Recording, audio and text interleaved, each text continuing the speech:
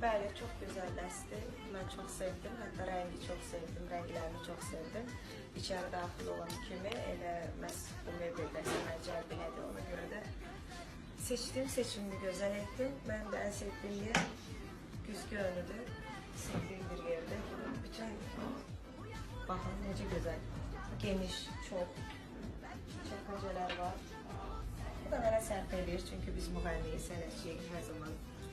Bizim əşyalarımız çox olduğundan bizə belə çox geniş mebellər daha vacibdir. Ona görə də bütün xanımlara tövsiyə edirəm, çox gözəl mebeldir.